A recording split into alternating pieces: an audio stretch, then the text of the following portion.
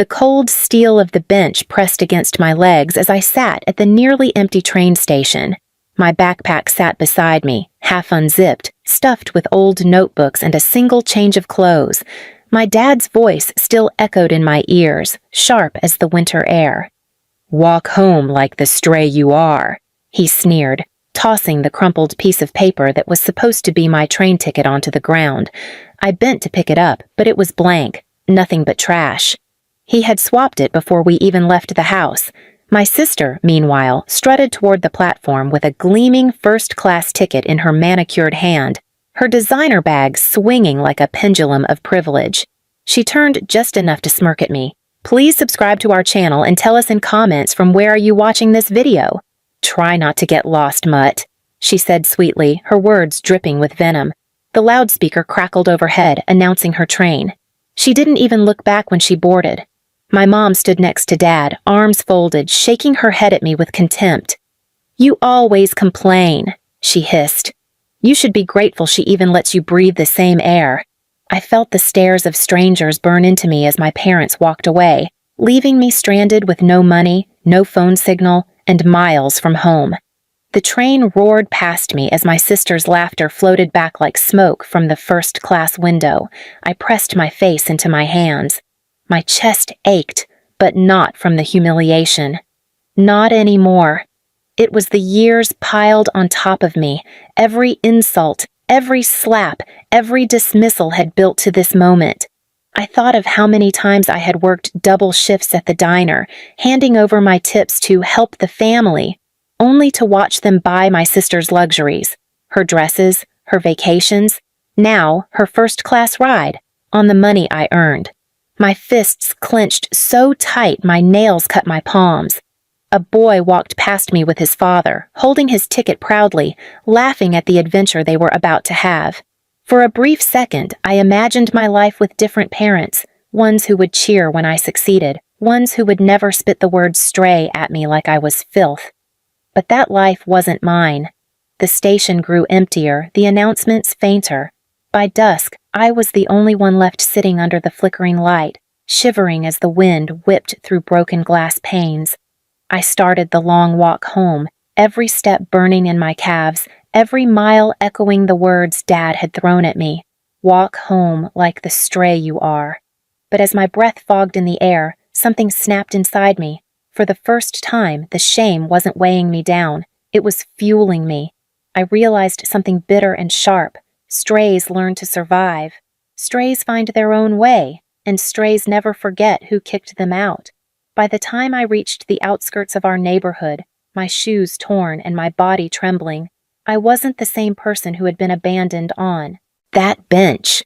I had walked through humiliation, through rage, and into a dangerous clarity. I swore under my breath, staring at the glowing windows of my family's warm house in the distance. "You will regret ever leaving me there. You think I'm powerless, but I'll show you what a stray can do when it stops begging for scraps." And in that vow, in that moment under the biting wind, the foundation of my revenge was laid. ChatGPT said, "All right, here's section 2.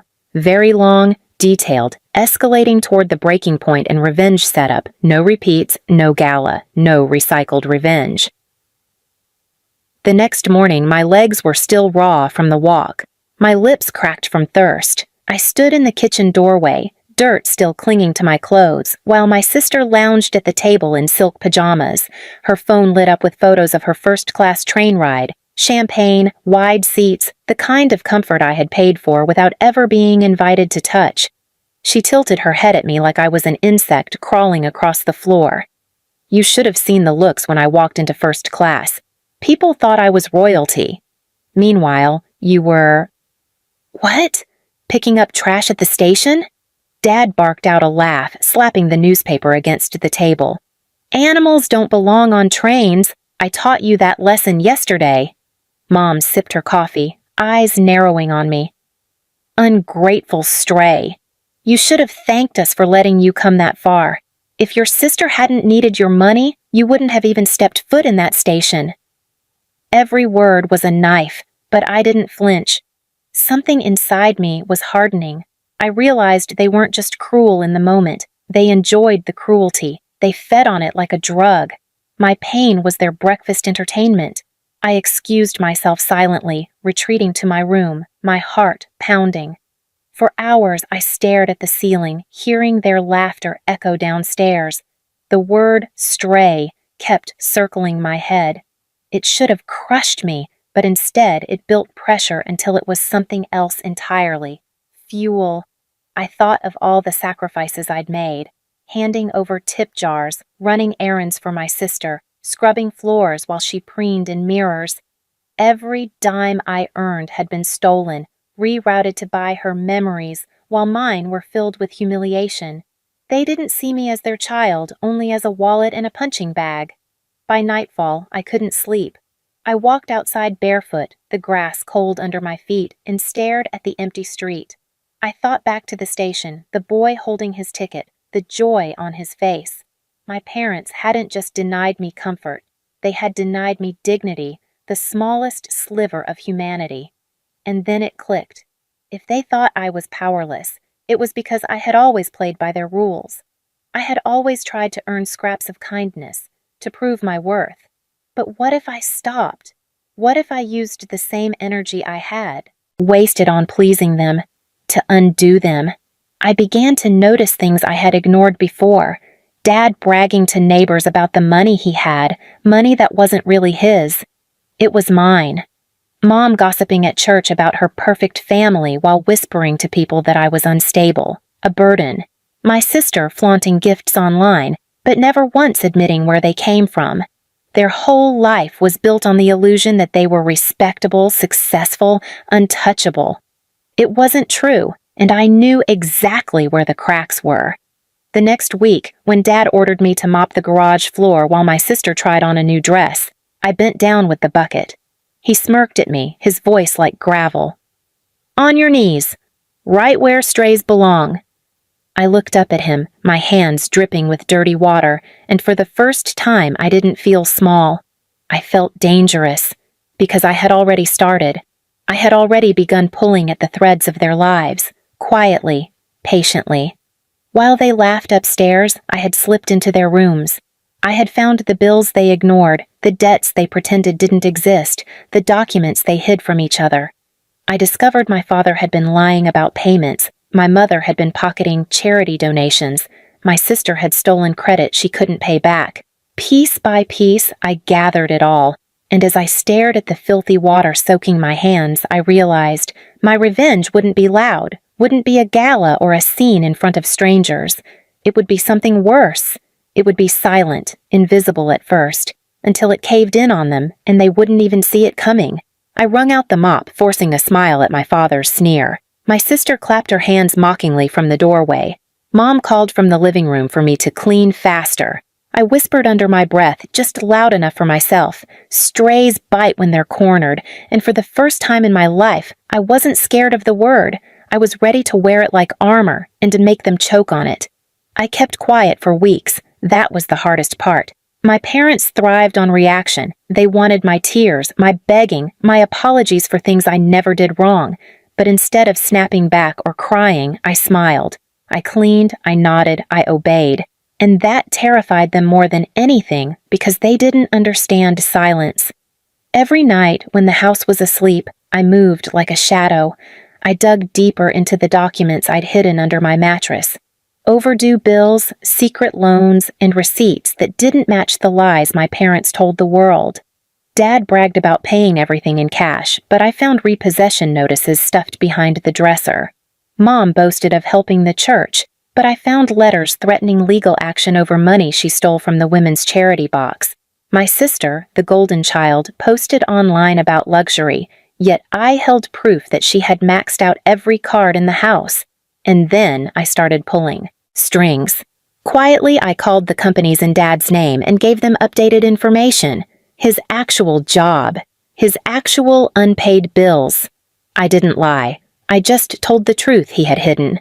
I mailed anonymous envelopes to the women Mom had stolen from, with copies of her fake donation slips attached. I slipped my sister's creditors the contact information she had blocked them from. But the real strike wasn't money. Money was only the leash they used to control me.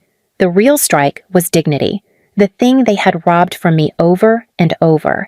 So one night, while they slept, I wrote a letter. I wrote it not as the beaten-down stray they thought I was, but as the voice they never let me have.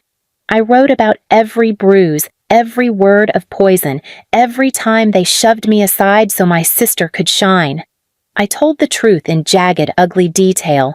I sealed it in an envelope and slipped it into the mailbox, addressed not to strangers, not to neighbors, but to the very people they relied on most, their closest friends, the ones who lent them money, who praised their perfect family, who invited them to dinners only because they thought my parents had influence. I didn't sign my name. I didn't need to. The words carried the weight of my existence, and anyone who read them would know they weren't invented. The fallout began slowly. First, Dad's phone started buzzing nonstop.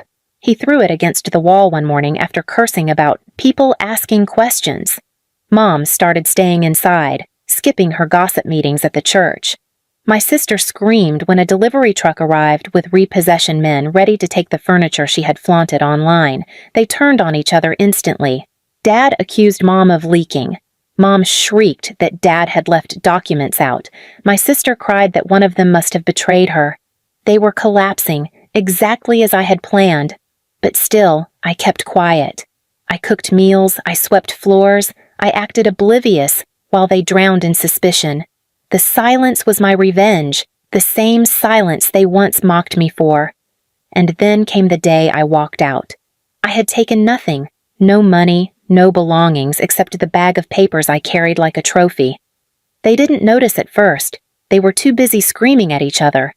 But when Dad finally saw me by the door, his face twisted. "Where do you think you're going?" he roared. I looked at him calmly, for once not trembling.